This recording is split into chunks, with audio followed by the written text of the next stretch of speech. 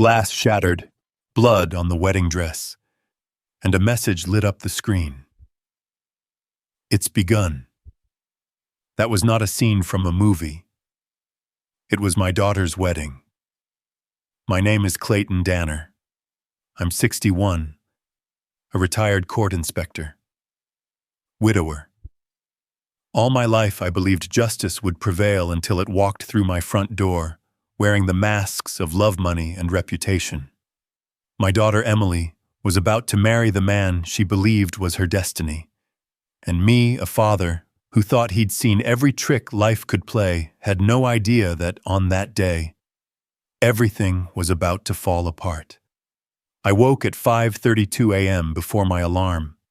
The suite ceiling at Ocean View Estate glowed faint amber with the first light. Far off, the water around Martha's Vineyard lay as flat as glass. Dull bars of light spread across it, making the room seem as if it were breathing. The wind carried salt and damp timber, and somewhere on the cliffs, gulls were calling. Maggie used to say, "If there's any place that will make our girl happy, it's where the sea meets the sky." Now there was only me and an empty space on the wide bed. 3 years since she died, and I still reached right in the morning, as if someone might be sleeping there. I made coffee and stood on the balcony to watch the wedding grounds wake up. Rows of white chairs were being set in neat lines. Florists moved like quiet figures in a mist, placing sprays, as if preparing for some solemn rite. The morning light made everything look peaceful and dangerous at once, as if paradise were setting the stage for an execution. A thought crossed my mind. Today my daughter gets married. But why does my chest feel so heavy? At the front desk, a staff member handed me a thick envelope. For Mr. Danner. Delivered this morning. Stamped on the front in silver was the Hayes Financial Group logo. Richard Hayes, an old acquaintance, now the father of the groom, David Hayes. 2 decades ago, we'd crossed paths in a construction audit scandal. I was the one who signed the report that cost him a contract and triggered an internal probe. He never forgave me. Now his company was sponsoring my daughter's wedding. Coincidence? Or a message? I opened the envelope. Inside was a press-ready wedding card, the kind printed for media after a ceremony. Everything was flawless, except for one detail. Maggie Danner's name had been printed as Margaret Ann Hayes. I stared at that line for a long time. A chill ran down my spine. A typo or a declaration. Someone had crossed my wife out of our daughter's wedding and replaced her name with another. In the business, I used to tell young investigators, every lie begins with the smallest detail. The best manipulators start by testing whether you even notice. That morning I noticed, and I knew something was wrong. I slipped the card into my jacket and stepped out onto the resort's main balcony. The air tasted metallic. Workers were stringing lights around the altar where Emily would walk. Each strand felt like it tugged on my chest, pulling me down a bit more. A voice behind me said my name. Clay. Sam Rivera, the wedding photographer, a friend for 15 years. He'd taken pictures at Maggie's funeral. I'd asked him to photograph this wedding as a way to close the loop. Sam came up close, his face off, not the easy smile I'd known. He leaned in and lowered his voice so only I could hear. You should check your phone. Now. Why, I asked. He didn't answer. He just cast a glance toward the main house, the groom's prep room. His eyes were on high alert, like someone who'd seen something they shouldn't have. I pulled out my phone. A new message, no name, only a string of digits. Short, cold, precise. If you let the wedding go on, you will lose everything. I read it 3 times. Part of me wanted to believe it was a prank, but the part of me that had sat through hundreds of court sessions recognized the voice of a threat, deliberate, informed. everything. Whoever sent it knew what I had to lose. Assets, the Maggie Foundation, reputation, family. I looked up through the glass. Richard Hayes stood by his son, one hand on David's shoulder, like a man bestowing a blessing. The morning sun caught the gold watch on his wrist, the same watch that showed up in my 2008 audit file, the watch I had not forgotten. I clenched the phone. Sam's voice was tight. That message. It's not a joke, Clay. Something's wrong. I saw someone taking pictures of Emily while she was changing. Every muscle in me went taut. Taking pictures, I asked. Sam nodded. The angle from the second-floor windows. The bride's suite. It can only be shot from the VIP family area. He paused, then fixed me with a look. Clay, that view is only available to the Hayes family tables. I said nothing. I only stared at the sea. The surf was coming in, slapping the rocks and throwing up white spray. Far away, I heard Maggie's voice, as if from another room. If you won't face the truth, justice will turn its back on you. I breathed in and felt the line shift from unease to certainty.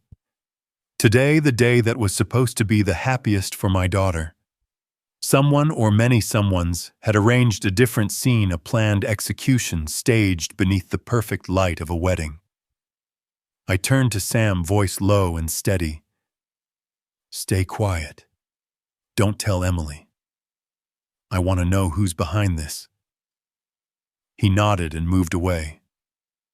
I looked at the phone again. The message still lit the screen. My face stared back, old, cold, hard, and resolved. I deleted the text, but the words etched themselves deep. If you let the wedding go on, you will lose everything.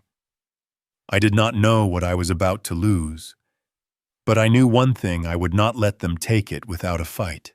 I walked toward the photo area behind the white chrysanthemum garden, where Sam stood with his shoulders tense, eyes locked on the camera screen. The Vineyard morning had changed. The light was no longer warm. It was harsh cold, exposing every grain of dust in the air, as if accusing someone. Sam, I called quietly. He turned eyes red, hesitated for a second, then handed me the camera. I don't know how to say this. Just look. The image on the screen made my chest tighten. Emily, my daughter, in her mother's ivory wedding dress, head bent, adjusting the ribbon at her wrist. The shot was angled slightly high, catching her bare shoulder and the mirror behind her. She was smiling, open, innocent, unaware that someone was watching. But what froze me wasn't the image. It was the angle. The photo had been taken from outside the bridal suite window, not from the hallway, not from the garden. The only spot that matched that perspective was the second-floor balcony, the VIP area reserved for the groom's family. I looked at Sam. You're sure positive? I've shot here 3 times. There's only one spot with that line of sight. He swallowed, voice dropping. Right above the Hayes section. Table 7. I went silent. The numbers nailed themselves into my mind. Table 7, the groom's family table. Richard Hayes, his ex-wife, a few corporate board members, and David the groom himself. A thought flickered through me, cold, sharp, terrifying. Someone at our own wedding is watching my daughter. The wind shifted, bringing lavender and salt. Somewhere nearby, metal clanked, staff setting up light frames, but to me it sounded like chains dragging. In 15 years as a court inspector, I'd seen corruption, deceit, betrayal in every form. And I knew this pattern control always begins with fear. That text, this photo, no coincidence. This was a warning, a psychological play. Someone was testing how I'd react. Sam asked softly, "Are you going to tell Emily?" I shook my head. No, not today. She doesn't need this. I looked again at the image. Light cut across the white fabric, thin and sharp like a blade. When I zoomed in, I saw a faint reflection in the glass, someone standing outside the window holding a phone. The face was unclear, but the outline, familiar. A right shoulder slightly slanted. It looked like Richard Hayes. I drew a slow breath. No proof, not yet. But my instincts whispered his name. Sam broke the silence. I can delete it if you want. I shook my head. No. Keep it. Lock the card. Don't touch it. That's evidence. He hesitated. Clay, you're acting like you're still on the job. I never really left the job, I said quietly. I just ran out of people worth protecting. He nodded and said nothing more. I left the photo area and followed the wooden walkway toward the beach. Each plank creaked underfoot, every sound a question mark. Beyond the fence, waves crashed against the rocks, throwing white spray into the wind. At the railing, I pulled out my phone again. The anonymous message was still there. If you let the wedding go on, you will lose everything. I thought about that phrase, everything. Not money, not reputation. Maybe they meant Emily. A memory surged the day I handed in my retirement papers. The courtroom was silent. Maggie sat in the back row, eyes calm and bright. When I stepped outside, she took my hand and said, "Do you know why those who bend the law fear it most?" I smiled. Because they know it can strangle them any time. She shook her head. No. Because they know truth doesn't need the law to exist. It just needs someone brave enough to speak it. I'd never forgotten that. But standing here now inside a luxury resort funded by the same man I once exposed, I realized this time truth was threatening my own family. Back in the lobby, Richard Hayes was talking to the wedding manager, loud, confident, smiling, like a man in control. When he noticed me, the smile faded just half a second, just enough to confirm what I already knew. "Clay," he said cheerfully. "Everything all right? I've made sure today is perfect for Emily." I met his eyes. "Thank you, Richard. Though it seems a few things were changed, without asking me." He tilted his head. "Oh, what do you mean?" "The invitation card. Maggie's name." A flicker of surprise, then a soft laugh. "Oh, must have been a printing error. The PR team is hopeless." "Still beautiful font choice, don't you think I didn't answer?" I just watched the way his wrist turned as he raised his champagne glass and saw the flash of gold from the watch. That watch. I knew it instantly, the same one from the 2008 school construction fraud case in Albany. Richard had claimed it was stolen during his trial. It was never recovered. And here it was gleaming under the Vineyard sun. A small detail. But I knew better. Men like Richard always believe they're untouchable. And when they think they've erased the past, they start wearing it again as a trophy. I turned away, the old voice in my head steady and low. 15 years in investigation taught me one thing. There are no coincidences in a liar's world. Every small detail is a message, and if you're patient enough to read it, you'll know exactly when the first strike is coming. I looked out over the bay. The wind carried salt and the faint sweetness of flowers, but all I could taste was the metallic scent of danger. Today, Emily would walk down the aisle, and I, the father who thought he was just here to give her away, now knew I was stepping into another case.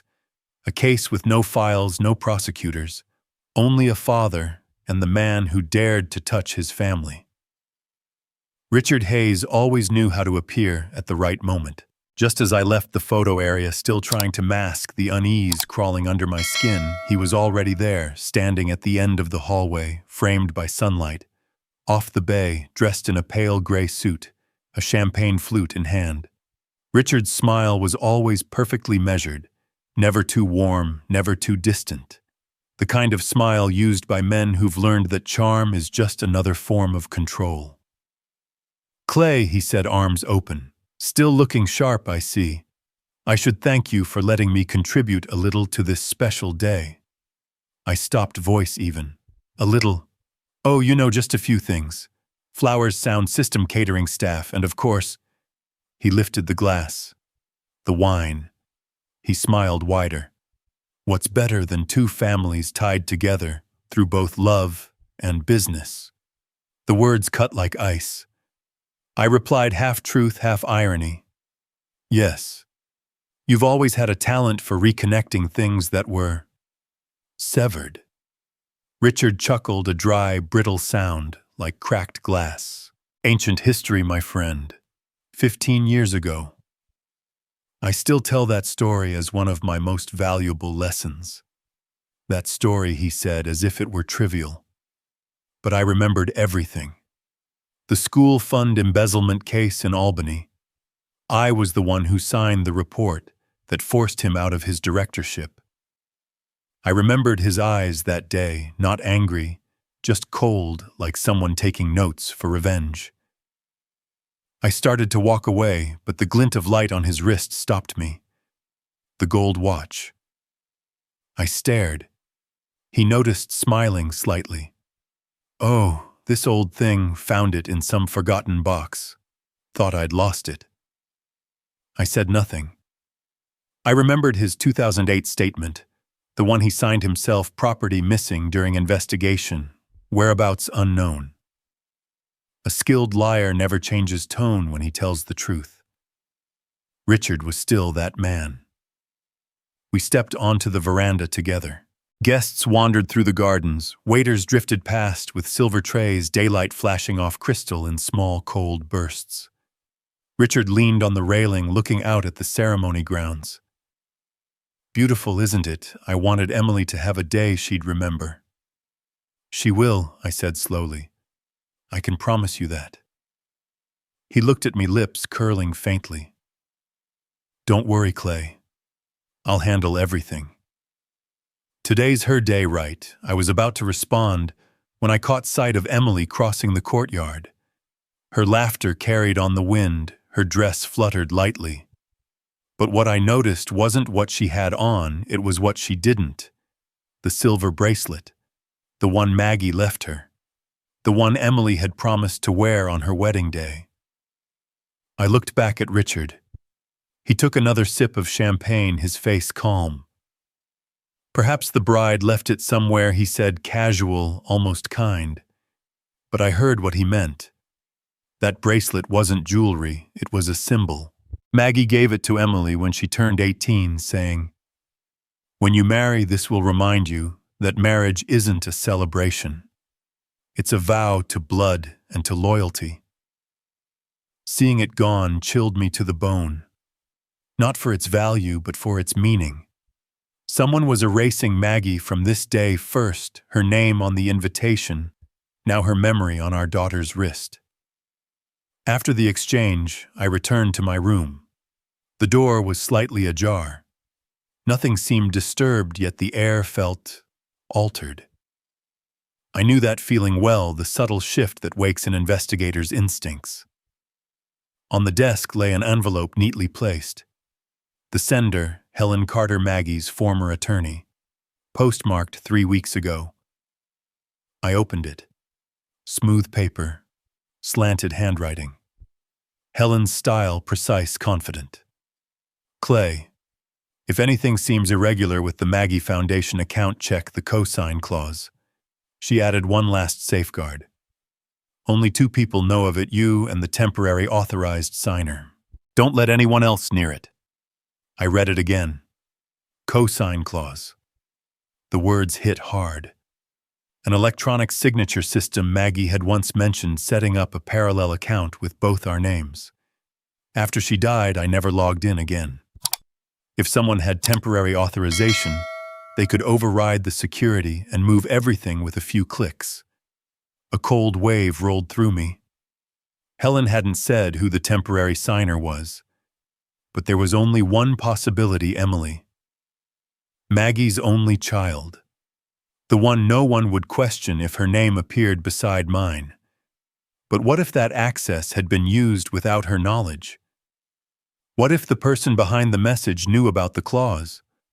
What if this entire wedding was just a front for illegal theft? I sank into the chair. The noon light filtered through the curtains, slicing the floorboards into narrow bars of gold. The champagne glass Richard had handed me was still in my hand. I watched the bubbles fade, tiny, fleeting, like the last seconds of a false peace. On the table, Helen's letter gleamed faintly under the sunlight.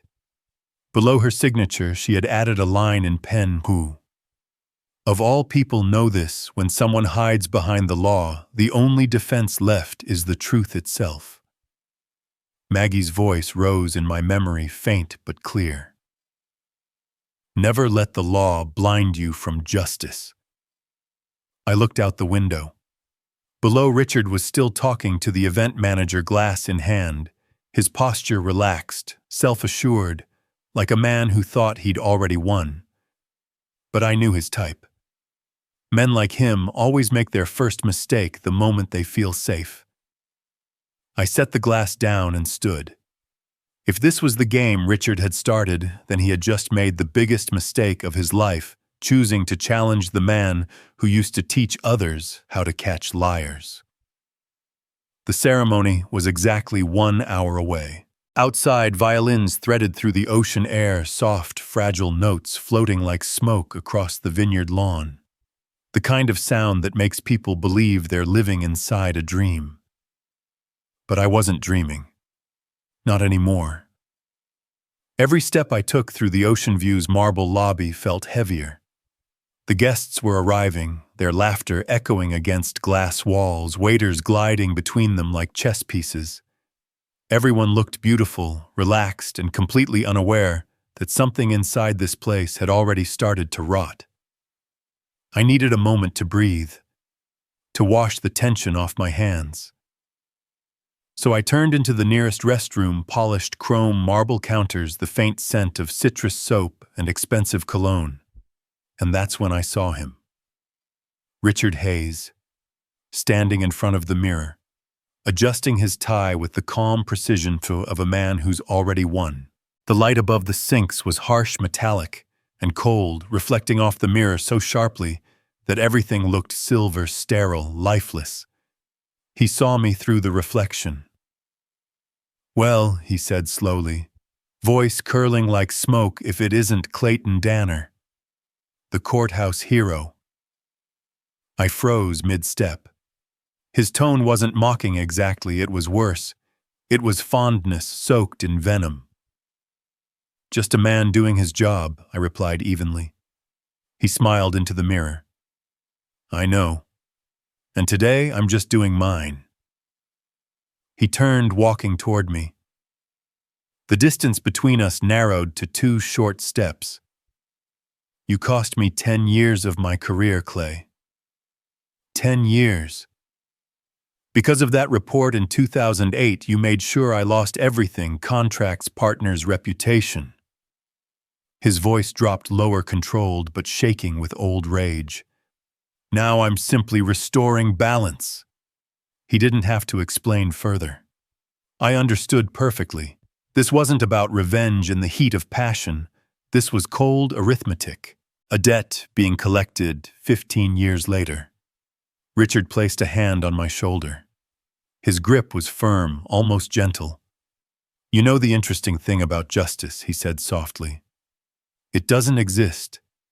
There's only whoever writes the fine print." Then he turned and left, leaving behind the faint trail of cologne and a door that swung shut with the sound of a verdict.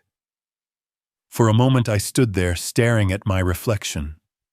A lined face. A suit that suddenly felt too heavy. But my eyes, My eyes still carried that sharp edge from the courtroom days. And somewhere inside my head, the voice of the man I used to be whispered, "Justice isn't something you believe in, Clay.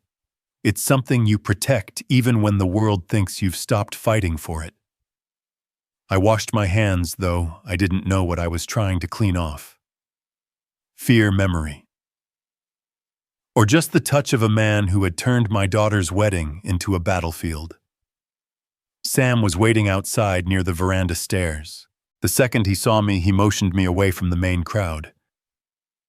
"We need to talk," he said under his breath. We slipped down a narrow service hallway where the noise from the ballroom turned muffled, distant. "I checked the resort's security system," Sam said quickly. "There's a camera pointed toward the second-floor balcony, the same line of sight that photo came from. If I can get the manager's access code, I can pull the footage." "Do it," I said. "But make sure nobody knows why. Say it's for lighting tests or whatever. Keep it clean." He nodded, but looked uneasy. "Clay, whoever took that photo wasn't improvising. That angle was planned. The lens was long-range, probably a 200mm, at least tripod-mounted fixed focus. Whoever did this knew exactly what they were doing." His voice cracked slightly on the last word.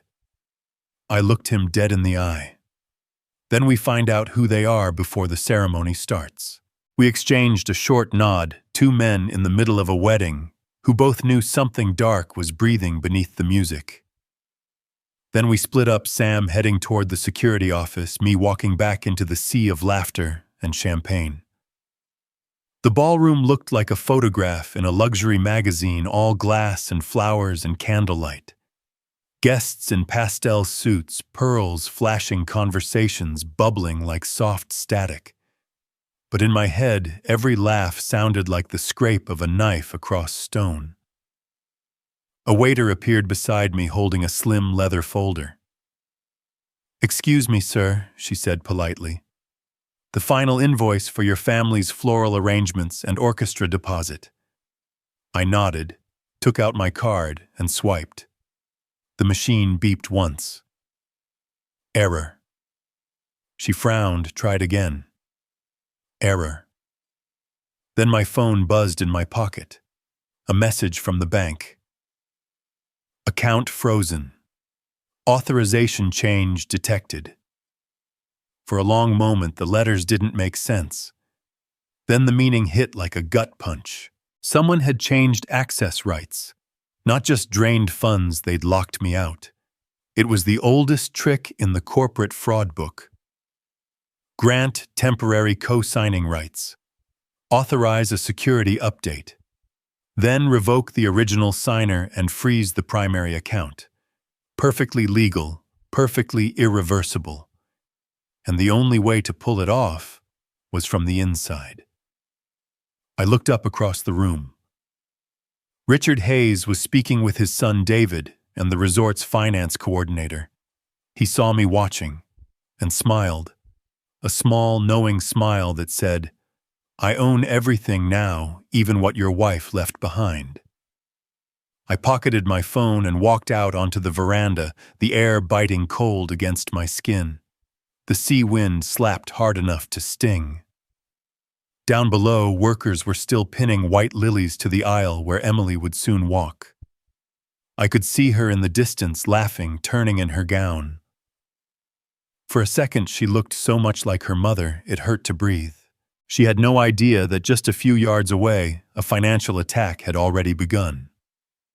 Sam came running, holding his camera bag tight. "I got the footage," he said, breathless. "Didn't get through everything yet, but there's movement on the second-floor balcony. Same timestamp as the photo." "Can you see who it is?" I asked. He shook his head. "Not clearly. But there's a reflection, just a flash maybe from a watch, gold polished, the kind of thing that catches light from 50 feet away." For a moment, neither of us spoke. We didn't need to. The same thought hit us both, Richard. I felt my pulse slow, the kind of calm that comes right before something dangerous. Keep every copy, I told him. Don't upload, don't transfer, don't even use a USB. Keep it on a private drive until I say otherwise. Sam nodded. You got it. He disappeared back into the crowd. I stayed outside watching as the staff finished lining the chairs, adjusting white ribbons, testing microphones. Everything looked perfect, picture perfect. But to me, the symmetry, the flowers, the light, it all looked too deliberate, too clean. This wasn't a wedding anymore. It was a stage, and someone had already written the script.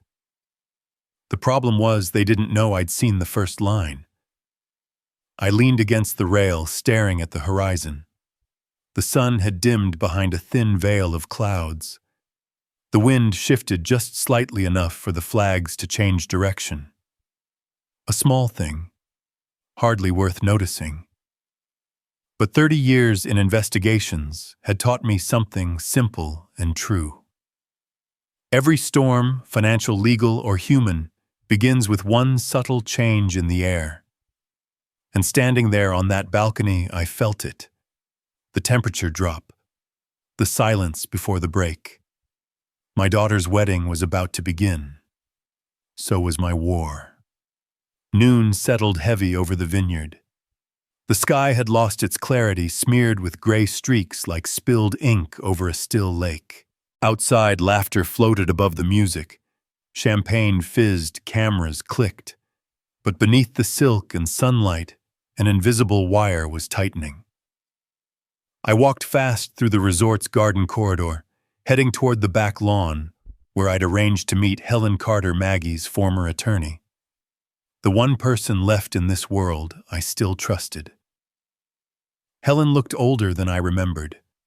Shorter hair, a face sharpened by exhaustion, but her eyes still held that same brightness, the kind of light that only comes from people who've spent their lives balancing between law and truth. She didn't bother with pleasantries. "Clay," she said quietly, "I checked the records like you asked. You need to brace yourself." I met her gaze. "Tell me." She opened her laptop on the wooden table beside the garden bench. On the screen, the Maggie Foundation Trust interface, our family's legacy. At the top of the activity log, one entry glowed faintly. Authorization renewal, 8:47 a.m. today. 2 digital signatures beneath it. Clayton Danner and another code long and unfamiliar. Helen turned the laptop toward me. "A new electronic authorization was filed this morning," she said. "Your name is listed alongside a signature that isn't yours." For a few seconds, I couldn't speak. I didn't need to. I already understood. The Maggie Foundation had been transferred. Control gone. "How much?" I finally asked. "About 200,000 from the operating fund," she said, "and over $500,000 in long-term assets." She hesitated, voice dropping. "Whoever did this scrubbed the trail clean. I almost couldn't find a single trace of manual access." My jaw tightened. Who could have reached the account? "Only someone listed under the family authorization," she said, "and only after confirming through the registered email." "Emily's email," I murmured. Helen nodded. "Yes. Technically, she's the only one who could validate a renewal. But the system can be spoofed if someone cloned her secondary account or masked the domain ID." I sat back silent. Anger didn't flare. It bled in slowly, cold and deliberate, like acid finding its way into metal. If Emily didn't know, then who in my family had both the access and the arrogance to touch Maggie's foundation? A memory surfaced, Drew. My son. The boy I'd pulled out of gambling debt in 2021. The one who swore he'd start over. He'd handled Maggie's paperwork before she died. He knew how the system worked. Helen broke the silence. "I've seen this before, Clay. When someone wants to seize financial control, they don't attack from the outside. They use someone inside. One signature, one message. That's all it takes. My voice came out low, rough. Can we trace it? Not easily, she said. The signature was verified from an internal IP, which means whoever did it used a registered device or the same Wi-Fi network as the original account. She looked at me more closely. Anyone in your family staying here today besides Emily Drew? I said immediately. Helen nodded slowly, closing the laptop. Then you need to talk to him, Clay. Today. Before this becomes irreversible. I walked along the stone path back toward the resort, my head heavy, the ocean wind slapping my face but failing to cool the heat in my chest. I unlocked my phone. A new message blinked at the top of the screen. From Drew, Dad, don't make a scene. I'm handling it. Trust me. I stopped walking. The phone reflected my face, tired, hard, unreadable. I'd seen that same expression 100 times in interrogation rooms. The look of someone who's been caught lying, but still thinks they can talk their way out. Those two words, trust me, burned like salt in a wound. I remembered the nights I'd driven across town to pull him out of backroom poker debts. The calls at midnight. The promises. The way I'd believed him over and over. And now, on his sister's wedding day, he was tangled up in something that smelled exactly like the kind of dirt I'd spent my life cleaning up. Maybe he wasn't the mastermind, but he was involved, and that made him dangerous. Inside, the hall had turned bright and noisy again. Staff arranged the wedding cake, laughter and perfume filling the air.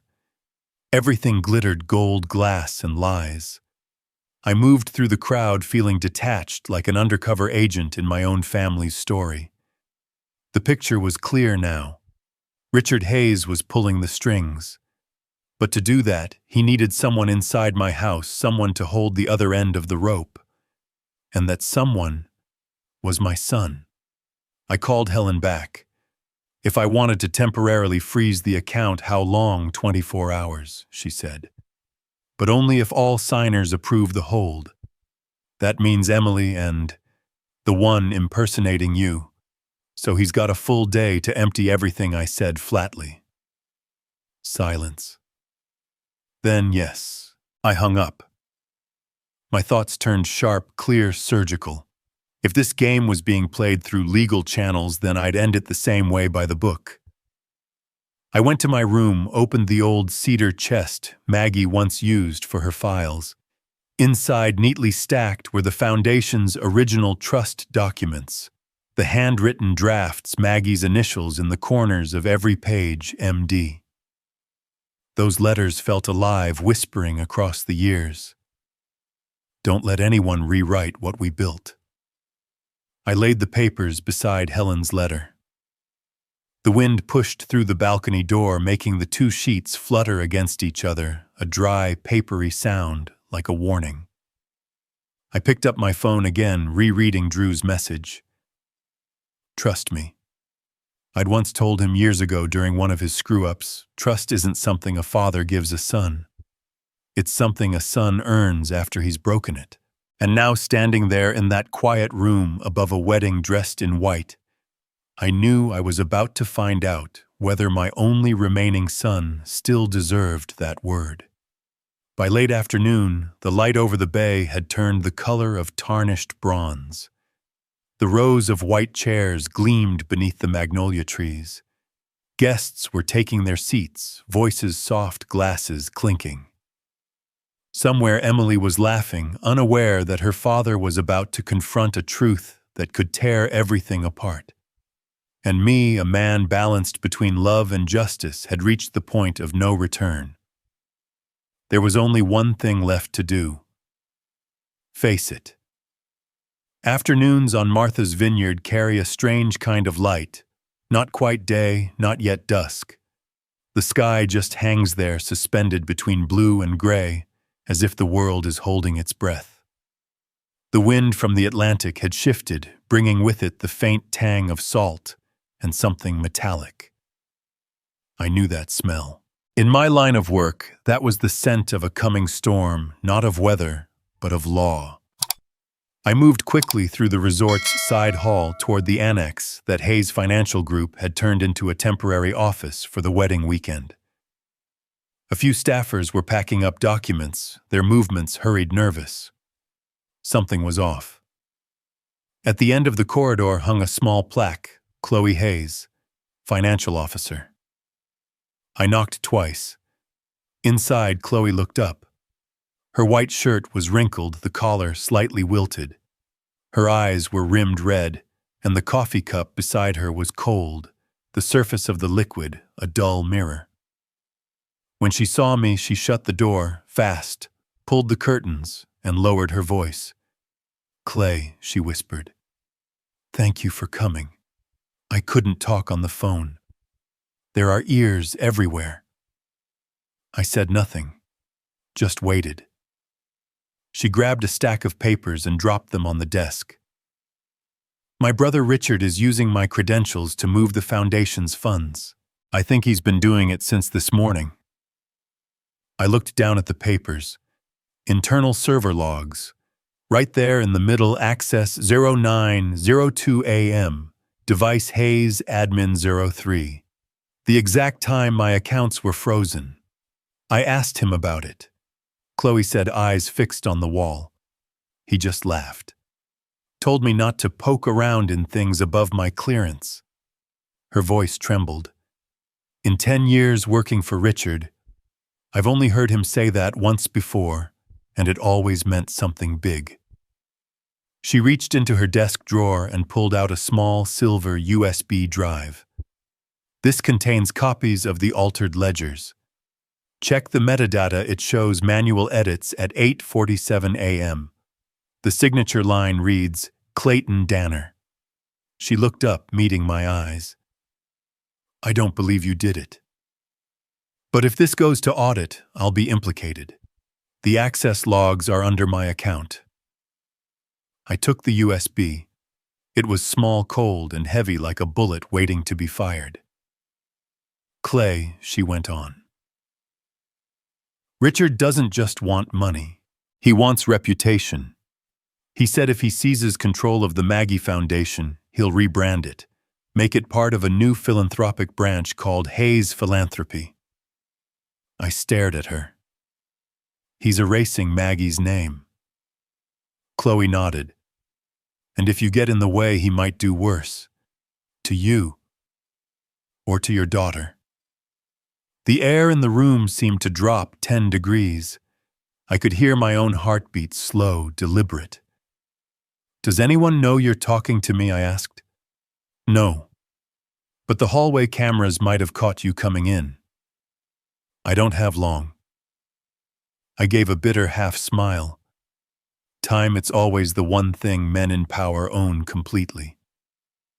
Her hands trembled. "You haven't changed, have you? Maggie used to tell me you were the kind of man who believed in justice so deeply you'd risk your marriage for it." I didn't respond. Because she was right. And because it still hurt.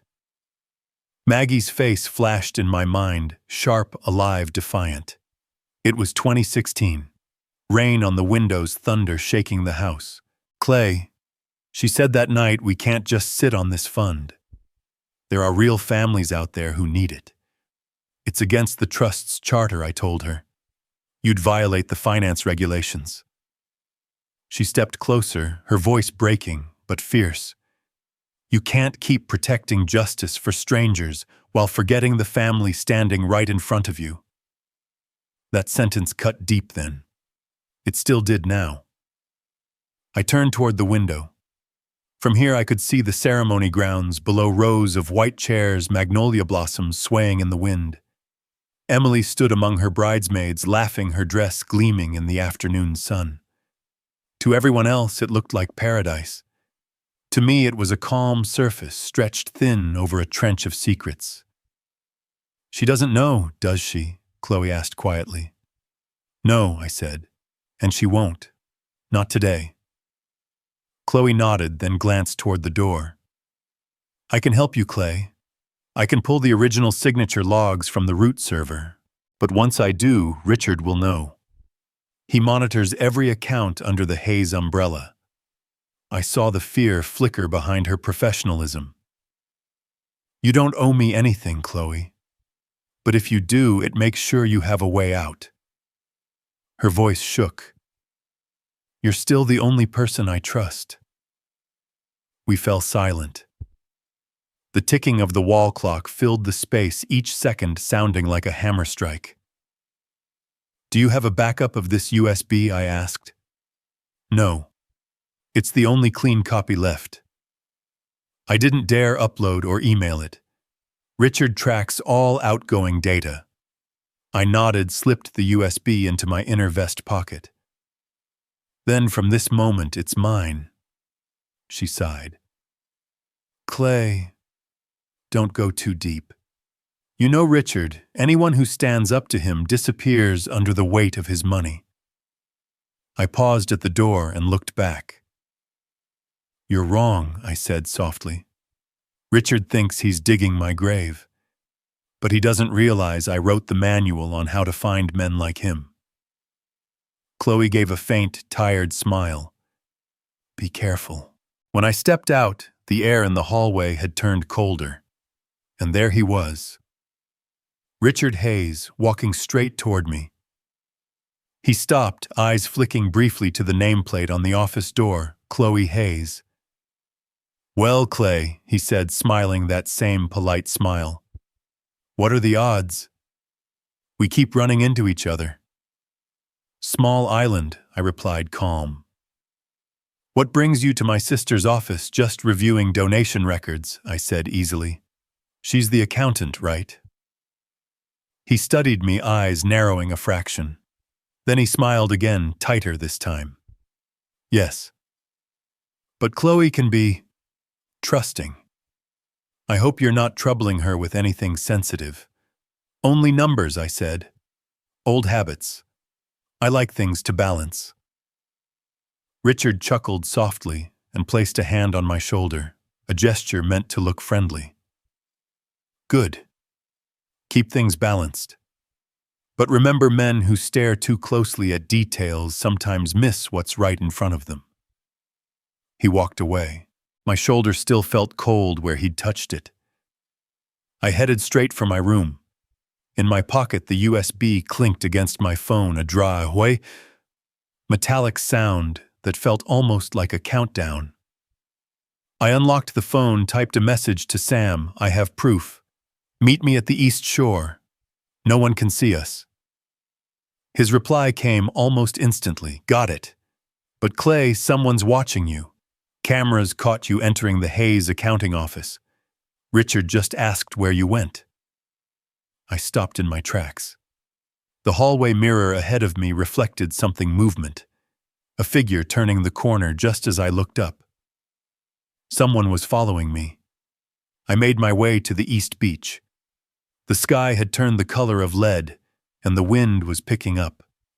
Workers were already unstringing some of the lights in case of rain. White wedding bulbs clinked softly against each other, like wind chimes before a storm. I stood at the wooden steps overlooking the surf and drew a deep breath. The pocket over my heart felt heavy, half memory, half guilt. The USB was my first real piece of evidence, but it was also the fuse.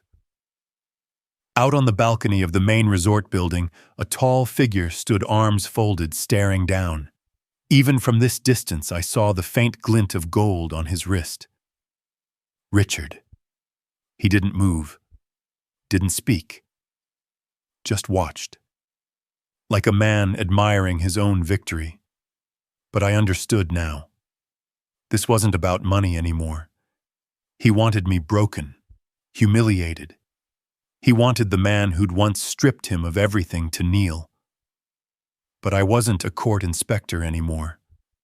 I was a father, a widower, and today, a man who'd already lost enough to stop being afraid.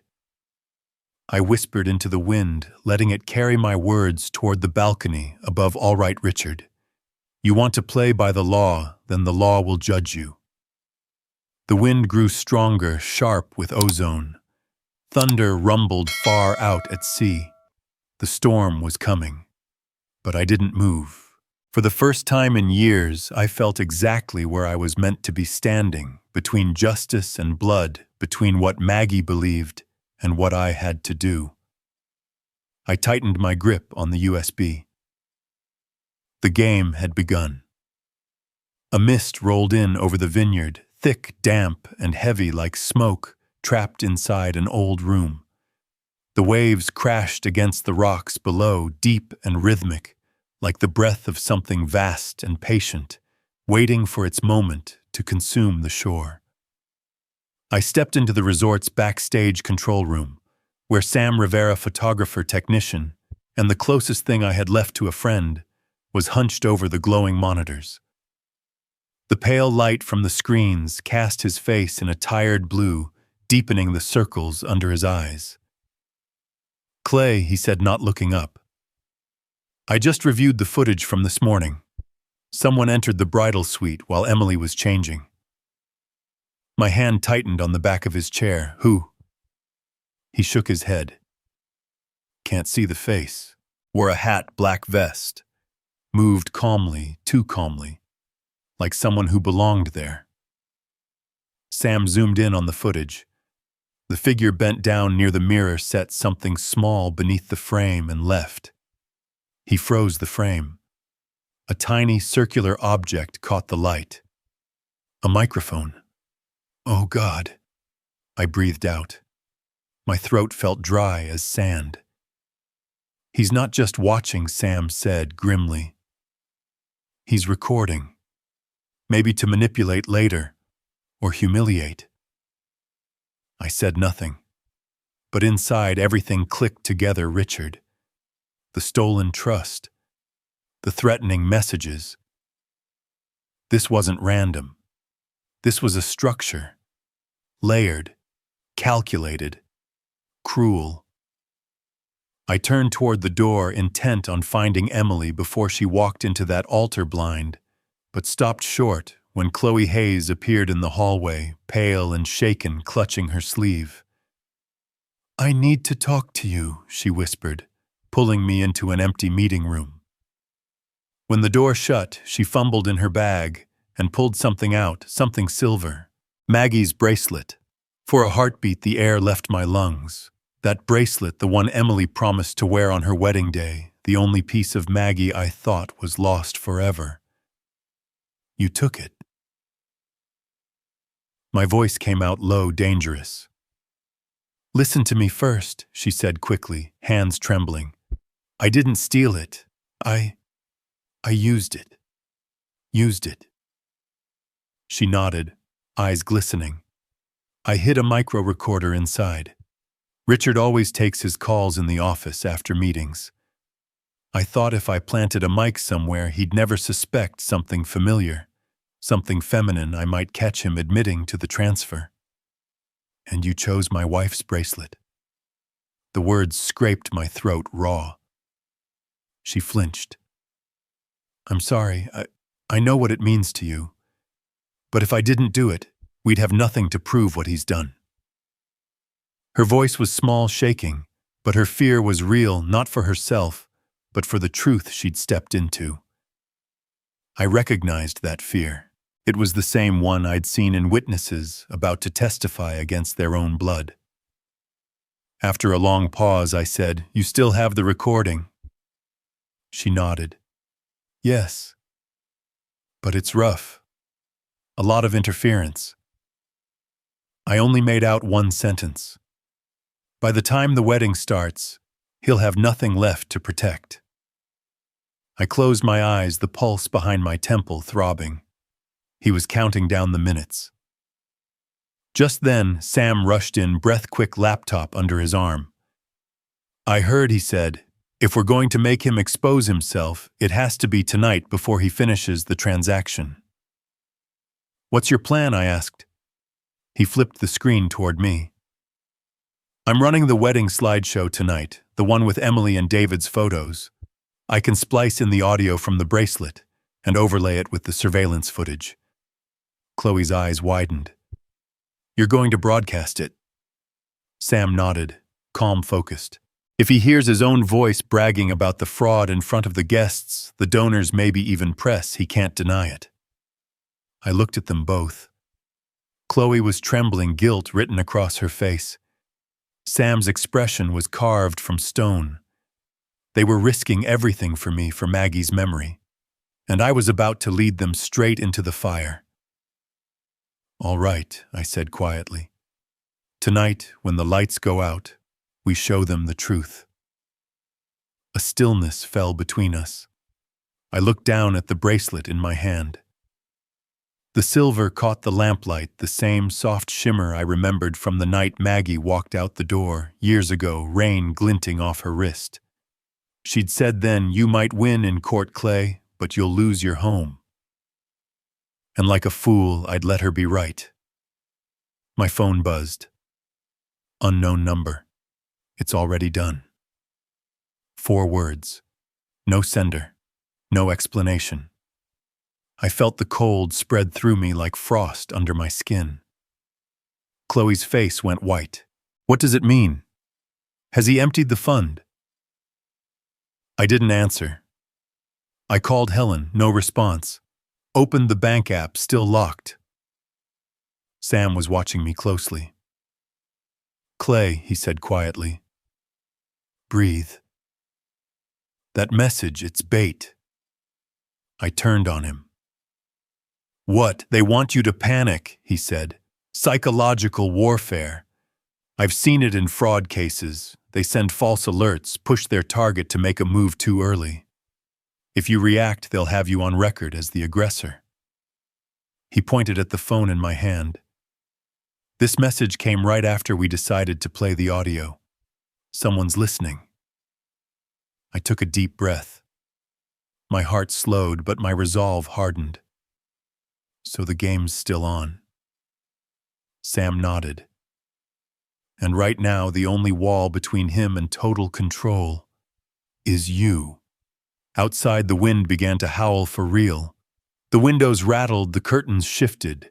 The light from the ocean flashed against the glass, brief, sharp, like an SOS signal from a ship in the dark.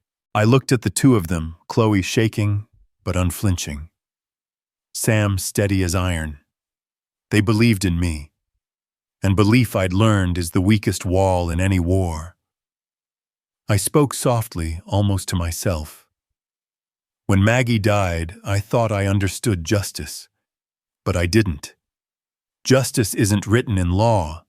It's written in the way we protect the ones we love, even when the law won't. Sam replied, his voice low. And sometimes the only way to protect them is to make everyone see what they've been trying to hide. I nodded.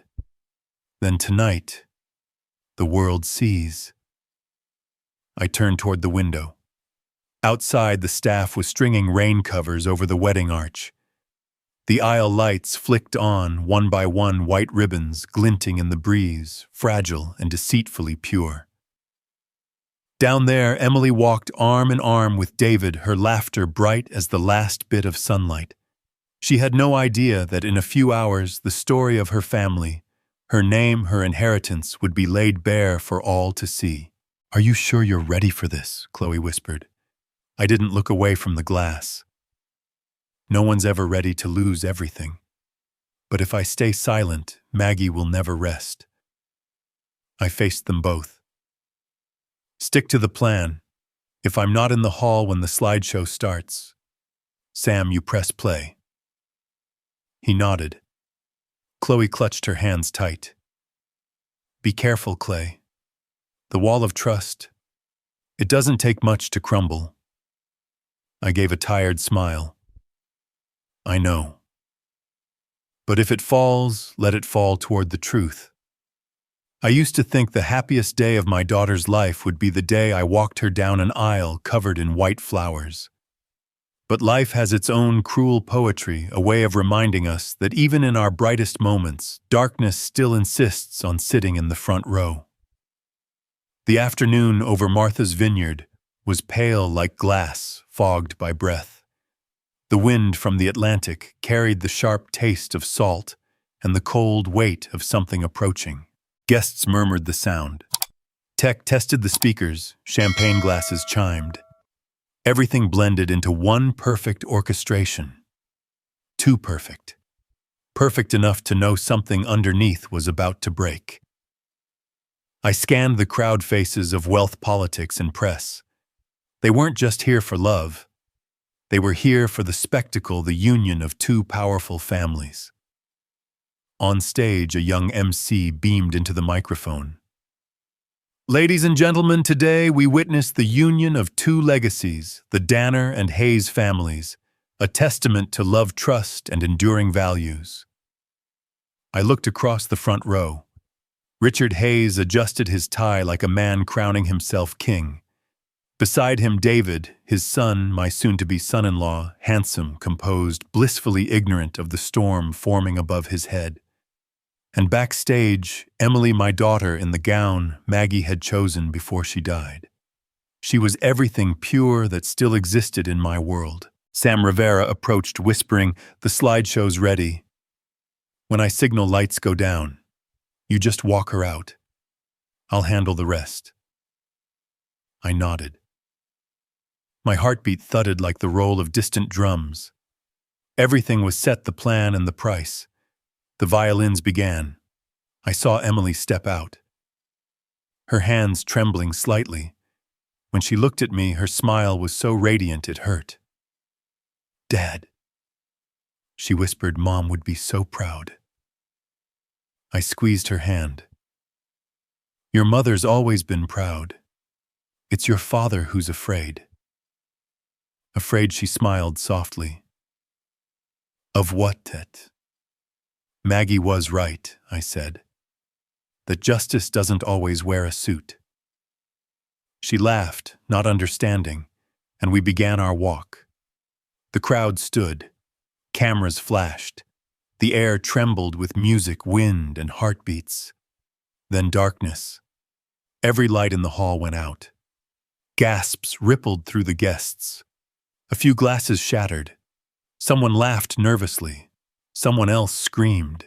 The only light came from a flash of lightning through the high glass windows, blue, cold, fleeting. And then I heard his voice. "Please, everyone, remain calm," Richard Hayes said, tone perfectly smooth. "A breaker must have tripped. We'll pause just a moment." I saw him turn toward the soundboard crew, giving a subtle gesture. A half smile played on his lips. Exactly as I'd expected. He'd cut the power. In the dark, Emily gripped my hand. "Dad, what's happening?" "Nothing to fear," I whispered. "Your mother hated thunder too, but she never ran from it. Neither will you." She nodded, eyes glistening in the faint light. Behind us, Sam's voice came low, main lines down. "I'm switching to battery. 3 minutes. If no one interferes." 3 minutes. In this kind of darkness, 3 minutes can feel like eternity. I stepped toward the stage. The microphone still glowed faint red. Power out, but the PA had its own circuit. I lifted it. My voice echoed through the hall, deep and steady. "If anyone here believes darkness can hide the truth, they've never lived with a woman like Maggie." Silence. Not a sound. I went on. "She once told me light is the only thing that can't be faked. And today, even if someone tried to kill it, I believe Maggie would turn it back on, as if she'd heard the lights flickered and returned." Gasps again. The room exhaled. And then on the big screen behind the stage, the slideshow began. Soft piano. A picture of Emily at 6 years old laughing in Maggie's arms. Maggie's hair blowing in the wind, her back to the camera, hand wrapped around her daughter's. The audience melted. Smiles. A few quiet tears. Then photos of Maggie and me on our wedding day. Then Emily's graduation. The moment I'd held her crying with pride. It was all perfect. Until it wasn't. The screen flickered. The music stuttered and stopped. Then the feed changed. Grainy security footage, a dim office, 2 men, Richard Hayes and Drew Danner, my son. Richard's voice cut through the speakers cold and clear. 200,000 first. The rest after the ceremony.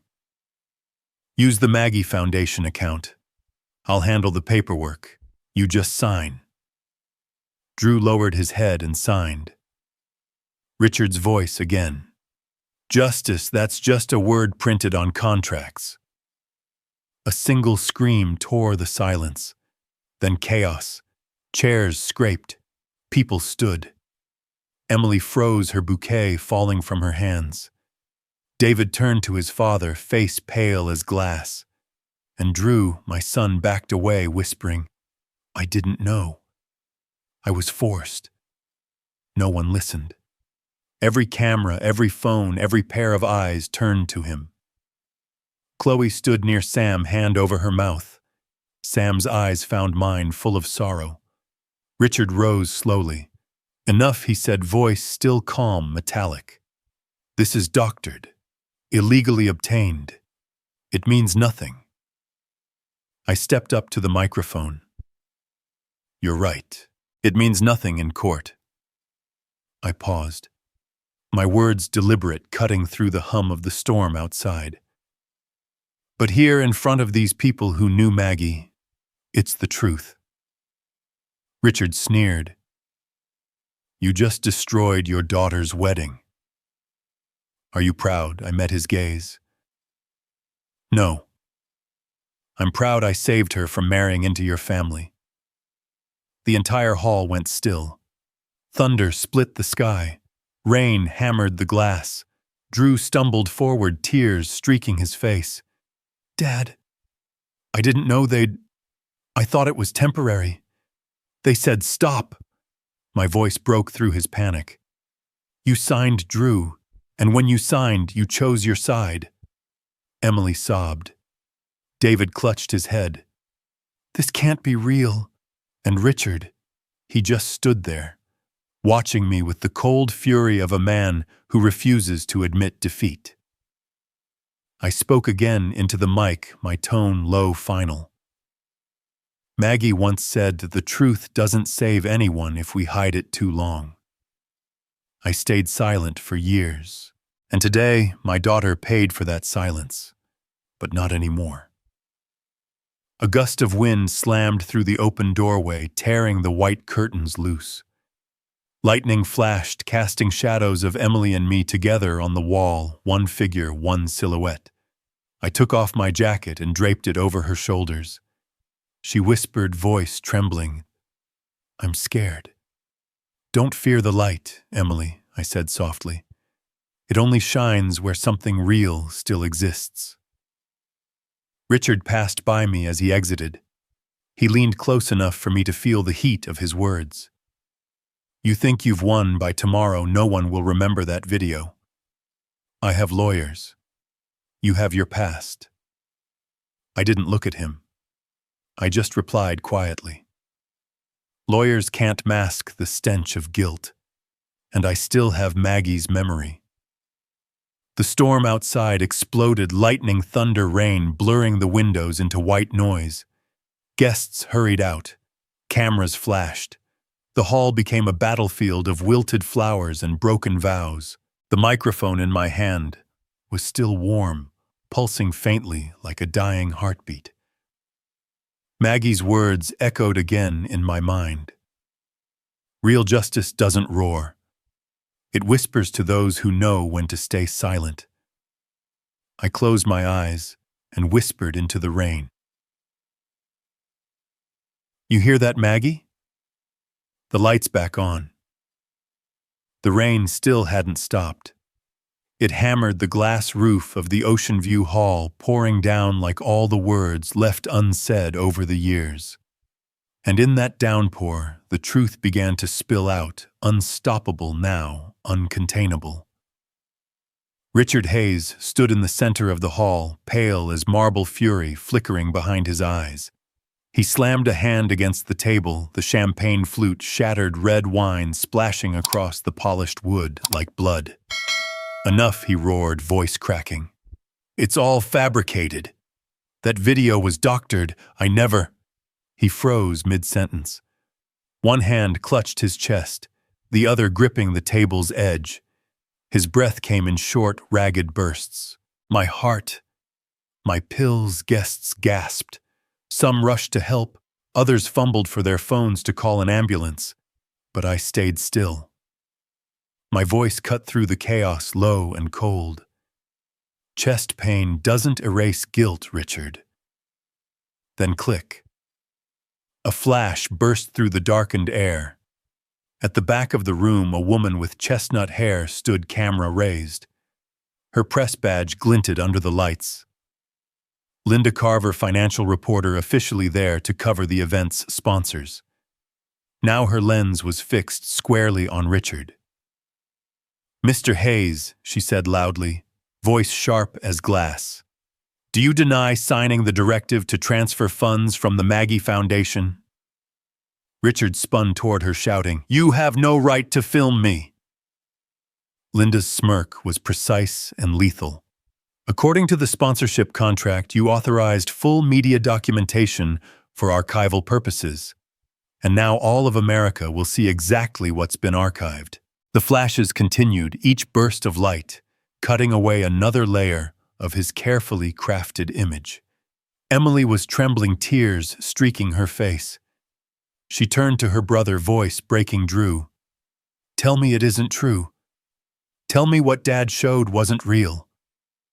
Drew's head hung low, his hands trembling. "I owed them money," he said quietly. "I made bad investments, lost everything." Richard found out. He threatened me, said he'd ruin me or worse if I didn't help. He told me it was just a signature. No one would ever know. Emily cried harder, collapsing into her chair. I looked at my son, the man who once wanted to follow my path, and saw only emptiness. "Drew," I said evenly, "when you signed that paper, you didn't just sign away money.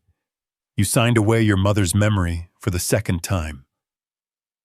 He lifted his head, eyes bloodshot. "I know, and I regret it.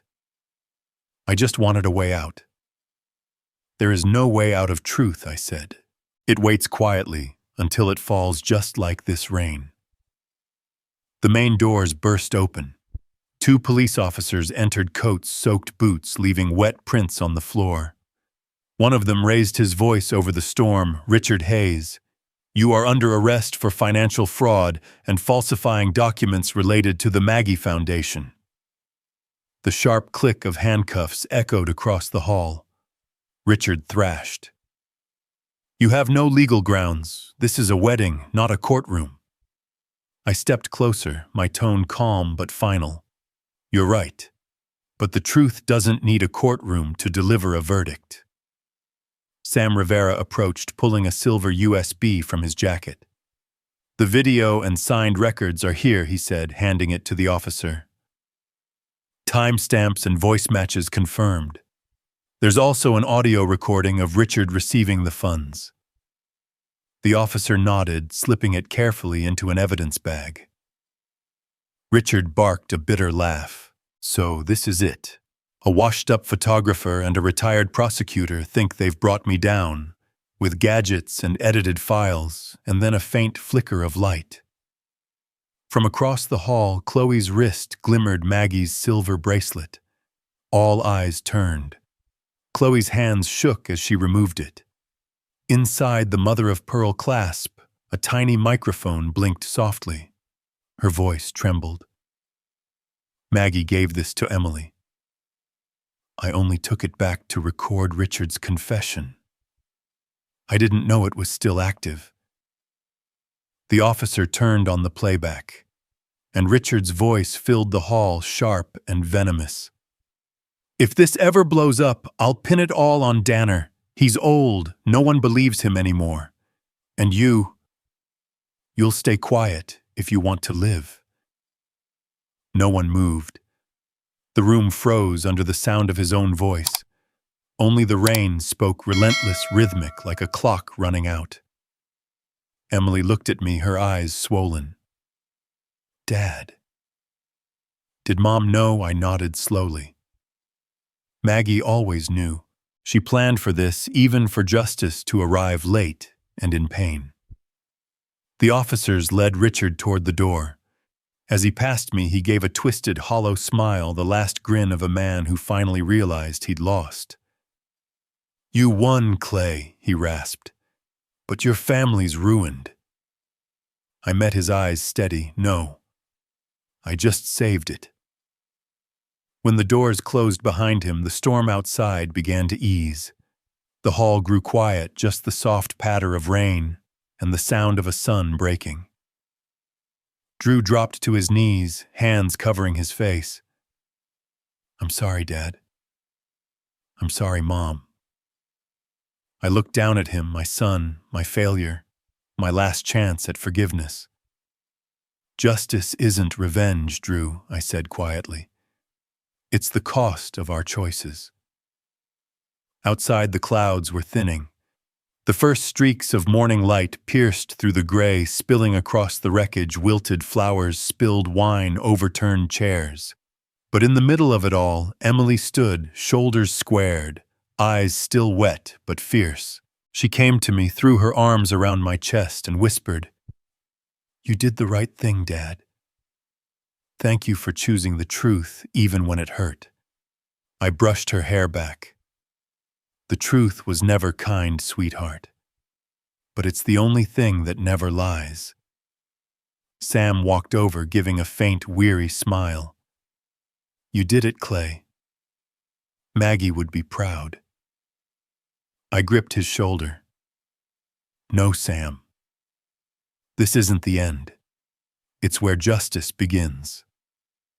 Across the hall, Linda's camera was still recording, capturing the four of us, standing amid the wreckage, me, Emily, Drew, and Sam. The light from the broken windows streamed in behind us, golden and soft, as if the storm itself was bowing out. And beneath the fading echo of thunder, I could almost hear Maggie's voice, calm, certain eternal justice doesn't knock with a gavel, Clay. It arrives with the sound of rain. The next morning, Martha's vineyard was still wet. Rainwater clung to the railings, sliding down in slow, reluctant drops, as if even the storm itself wasn't ready to leave. The sky was a washed-out gray, the sun weak and pale, spilling a thin silver light over the sea. The guests had gone, but the traces of last night's storm remained, wilted wedding flowers strewn across the paths, tablecloths tangled by the wind, and the faint sour scent of spilled red wine still hanging in the air. I sat by the window with a cup of coffee that had long gone cold. On the table beside me lay the morning paper, its headline printed in bold, unignorable letters: "Richard Hayes arrested for financial fraud. Investigation expands to private charity funds." The news spread faster than the tide, but there was no triumph in me, only stillness. Justice had come, yes, but it didn't feel like victory. It felt like loss, the kind that doesn't wound, only hollows. Maggie once said justice is only half the story. The other half is mercy. I had spent my whole life chasing the first half, and that morning I finally understood how hard the second one truly was. A knock on the door broke the silence. When I looked up, Drew was standing there. His shirt was wrinkled, his eyes swollen, his face hollowed by sleeplessness. The confident man who once believed he could outsmart the world was gone. What stood before me was a boy stripped bare of all excuses. "Dad," he said hoarsely, his voice cracked from crying. I nodded toward the chair. "Sit." I poured 2 cups of coffee, dark, thin steam rising lazily between us. The coffee here still smells the same, I said quietly. Still bitter, Drew answered, forcing a smile that broke halfway through tears spilling before he could stop them. We sat in silence for a long while. The waves murmured beyond the window, gulls calling faintly in the distance. Finally, he spoke. Dad, I didn't know they'd use Mom and Emily to threaten me. I thought if I just signed, everything would go away. I didn't know what they were planning. His voice shook, every word dragged through guilt. I looked straight at him. My tone stayed even though it burned inside. Tell me everything. He nodded slowly. 3 months ago, I lost an investment deal. I borrowed money through one of Richard's people. He said all I had to do was sign as a temporary co-signer for the foundation. He told me since you'd retired, they just needed a younger name for authorization. He promised he'd reverse everything after the wedding. He clenched his hands until the veins stood out. Then he started threatening me. Said if I didn't sign fast, he'd expose my debts, humiliate Emily, destroy your reputation. He even sent a photo of Mom and said, "Do you really want her remembered as the wife of a loser?"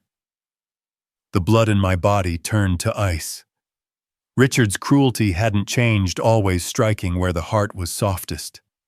I said nothing for a while. Then quietly, Drew, what you did was wrong. But I can't pretend I'm blameless. I taught you that justice is a straight road, and forgot that those who walk it can still stumble. He lowered his head, voice trembling. I was terrified, Dad. Terrified of failing you, of disappointing Mom.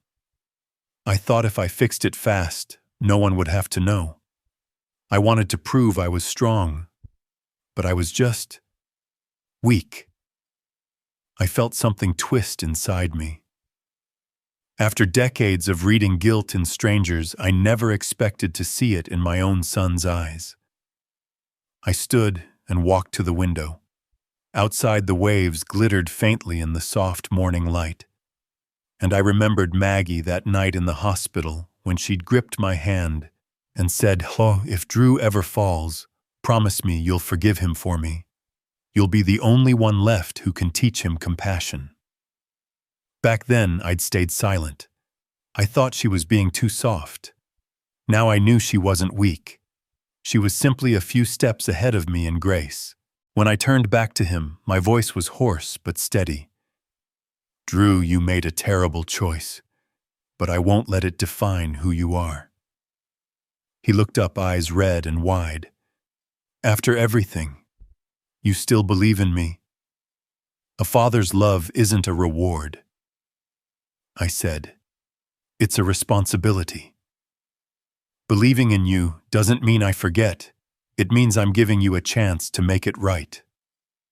I took a small envelope from my pocket and placed it on the table. Inside was a photocopy of a document Maggie had sent me 5 years ago. This, I said, is a private trust your mother created, not part of the Maggie Foundation. It's enough to clear your debts and start over. Drew froze. Mom made this for me, I nodded. She did, and she left a note. I unfolded the slip of paper and read aloud Maggie's handwriting, still soft and certain. Clay, if you're reading this, it means Drew has lost his way. Don't judge him in court. Use this as your chance to bring him back to the light. By the time I finished, I couldn't tell whose tears hit the table first, his or mine. He bent over, shoulders shaking. I'm sorry, Dad. I'll do whatever it takes. I laid a hand on his shoulder. You will, but under one condition. You'll enter a 6-month rehabilitation program for gambling, financial counseling, full accountability. You'll report to me every month. No more debts. No more secrets. Only when you finish will you regain control of that trust. He nodded through tears. I agree. I'll do it. I just don't want Mom to be disappointed again. I squeezed his shoulder. Everyone disappoints someone, son. Just don't keep disappointing yourself. He broke down, then sobbing into my chest, and for the first time in years, I let my own tears fall without shame. I'll make it right, Dad, he whispered. I swear I will. Don't swear, I said softly. Just begin. The door creaked open. Emily stood there, eyes wet, face pale. She'd heard everything, but didn't speak. The morning light touched her hair, fragile and clear. When Drew left, she stepped forward, taking my hand. I didn't know Mom left him that fund, she said. Maggie always saw further than we did, I replied. She knew justice isn't only about punishing the guilty, it's about teaching them how to live right again. Emily nodded, tears sliding silently down her cheek. Dad, you did something most people couldn't. I'm proud of you. I smiled faintly, gazing out toward the horizon. I only did what your mother would have done if she were still here. We stepped out onto the porch together. The air smelled of salt and wet grass. The sun was climbing through the clouds now, its light scattering across the ocean, 1,000 fragments of silver shimmering like forgiveness itself. Drew turned back from the path, suitcase in hand. I'm leaving today, he said. Sam found a recovery center in Boston. I want to go alone. I nodded. I won't stop you. But you know the way home now, don't you? He smiled through tears. For the first time in my life, I do. When his car disappeared behind the pines, Emily leaned her head on my shoulder. Dad, I think Mom's smiling. I chuckled softly. Maybe. Though I imagine she's saying, don't let your father talk too much again. We both laughed, quiet, small, but it carried far into the calm after the storm. Back inside, I opened Maggie's envelope one last time. There was another note inside, just one short line. Clay, you once said, justice is the light that guides us. But sometimes to find the light, we must first walk through the dark. I set the note beside her photo and whispered, I walked through it, Maggie. And this time, I didn't walk alone. The breeze stirred through the open window, lifting the curtain gently over her frame. Outside, the waves shimmered under the pale sunlight. And in the reflection on the glass, I saw us 3 silhouettes side by side, me, Emily, and Drew, no longer divided, no longer lost. Just a family washed clean after the storm. The next morning, the island was under siege, not by rain this time, but by headlines. News vans lined the gate of Ocean View Resort, cameras aimed at the VIP wing, where the name Clay Danner had become the morning's headline. Former court investigator exposes financial scandal at his own daughter's wedding. Whistleblower for justice. Or a ruthless father, reporters never care where truth ends and story begins. I once made a living separating the two. Now I was living inside the blur. Emily called all morning, her voice worried. Dad, are you okay? They're asking for interviews, but I told them no. I said quietly, don't worry about me, sweetheart. I've lived in worse storms. Their rain doesn't reach me anymore. I left the lobby while the press still jostled for their angles. My footsteps echoed on the damp wooden floors, leading me back to the small room at the end of the 3rd-floor hallway, the place where everything had begun. The door creaked open. The air inside was heavy with the smell of damp paper and salt. On the table lay that same envelope, edges yellowed rain stains forming the faint outline of a hand. I remembered the morning perfectly. A hotel attendant had handed it to me, saying politely, "Letter for you, sir, from Hayes Financial Group." A plain envelope, one that set fire to my daughter's wedding day. A knock at the door. Helen stepped in. Her coat was soaked, her hair clinging to her face, and in her hands she held another sealed envelope. "I found this," she said quietly, placing it on the table. "In the safe at my old office. This one's the real letter. The one you read that morning, it was swapped." I looked at her. Swapped. When at about 2 weeks before the wedding, she admitted, a Hayes employee came by for an audit, brought a replacement envelope. It had the foundation's logo, official, flawless. I didn't notice. Her voice trembled. "Richard Hayes offered me $30,000 to stay quiet. I refused. Then he threatened to revoke my license. I was scared. I failed you." I said nothing. No anger, no forgiveness. Just silence, the kind that tells you've finally understood how deep someone's fear went. Helen took a breath, then slid a small USB drive across the table. She sent a copy of the original to the Middlesex County Archives. No one would ever think to look there.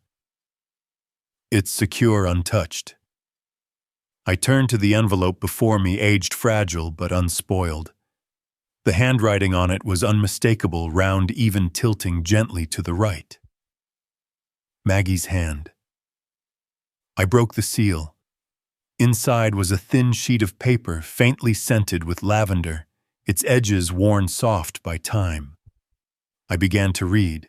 "Clay, if one day you must choose between forgiveness and justice, remember justice without love is only revenge.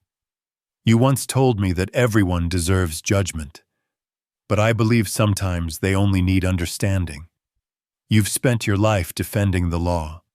I only hope you don't forget to defend your heart. When I'm gone, don't let what's right make you forget what's beautiful. If Drew loses his way, teach him how to return. If Emily is hurt, remind her that trust still exists.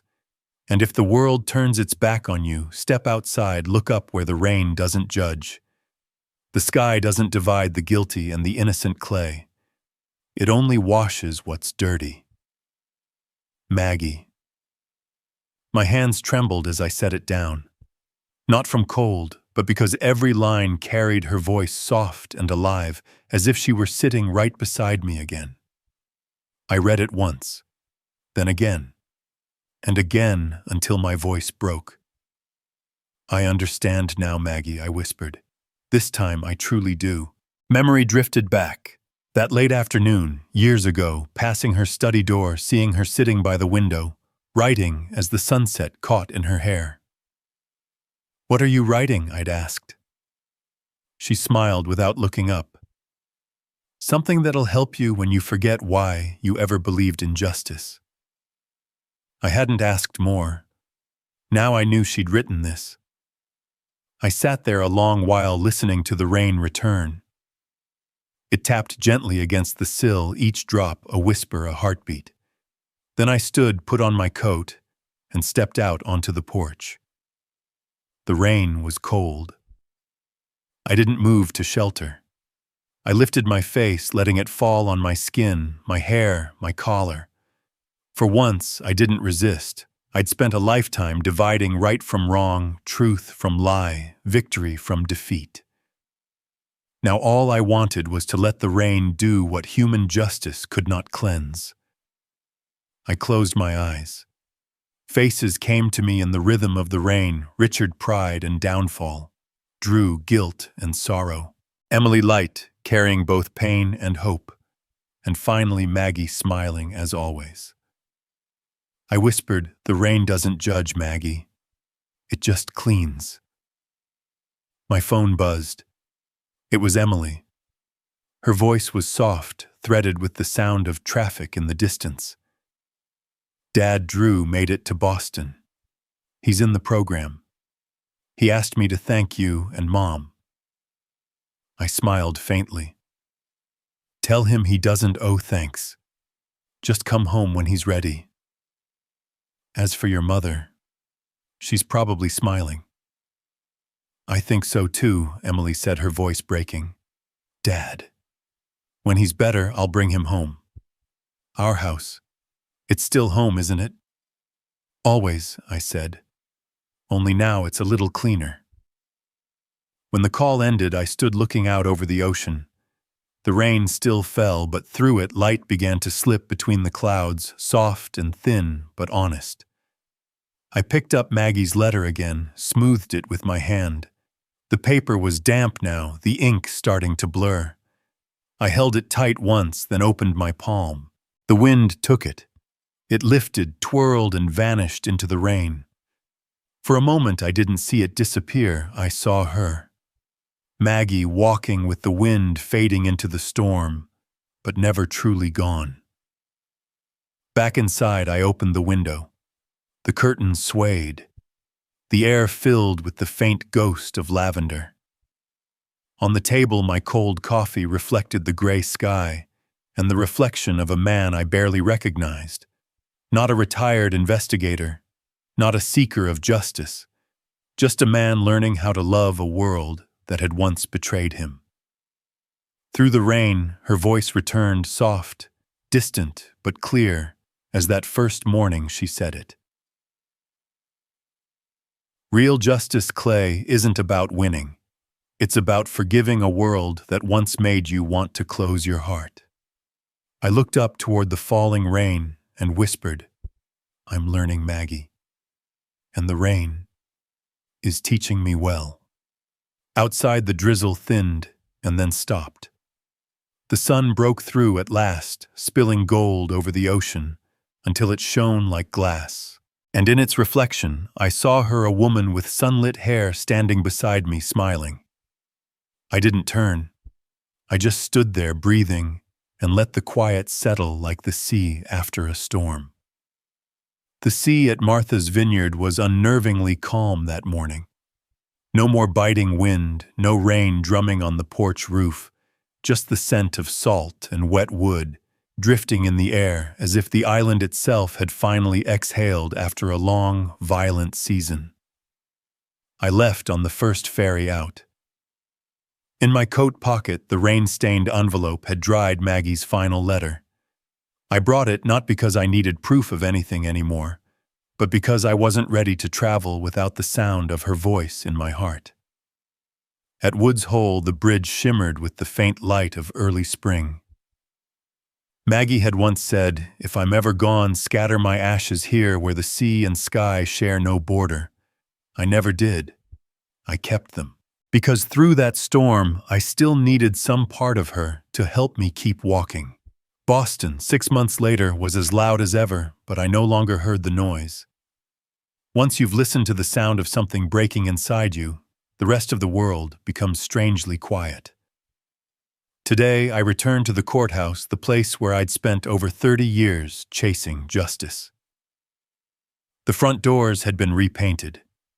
A new nameplate hung beside the old wooden frame, Chloe Hayes, Ethics Officer.